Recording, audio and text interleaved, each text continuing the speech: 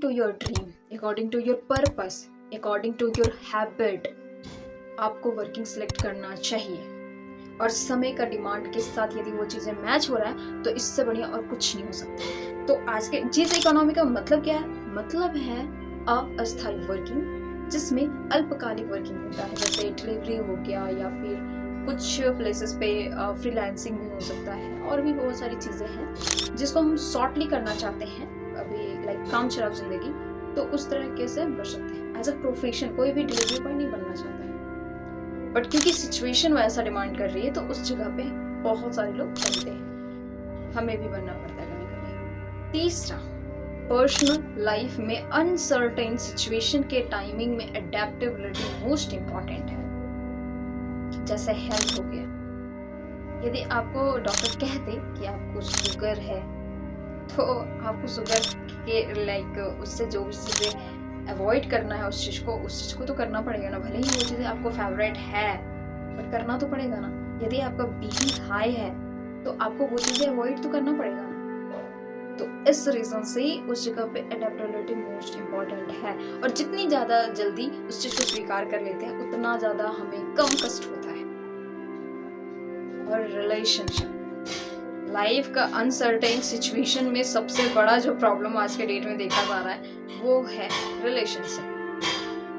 Relationship का यहाँ पे केवल हस्बैंड वाइफ के साथ नहीं है, बल्कि एक फैमिली को दूसरे फैमिली के साथ है।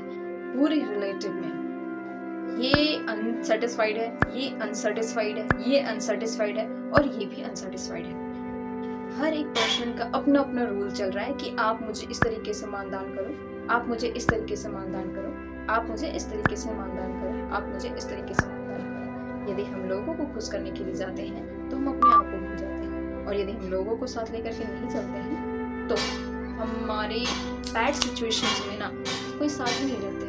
तो किया क्या जाए? According to situation adaptability important है। जितनी जल्दी फ्लेक्सिबल हो जाओ उतना बेस्ट है। यदि आपका रूल कह रहा है कि ये चीज़ें नहीं करना और समय का डिमांड है कि वही चीज़ करना है तो आपको करना पड़ेगा, because you have to adapt. आपको अडेप्टेबिलिटी को सर्वाइव करने के लिए अडेप्ट करना ही पड़ेगा।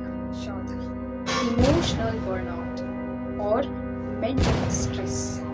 बर्नआउट का मतलब है सब कुछ उलझ जाना, उत्तेजित हो जाना। मेंटल स्ट्रेस का मतलब सिंपल है कि तनाव होना।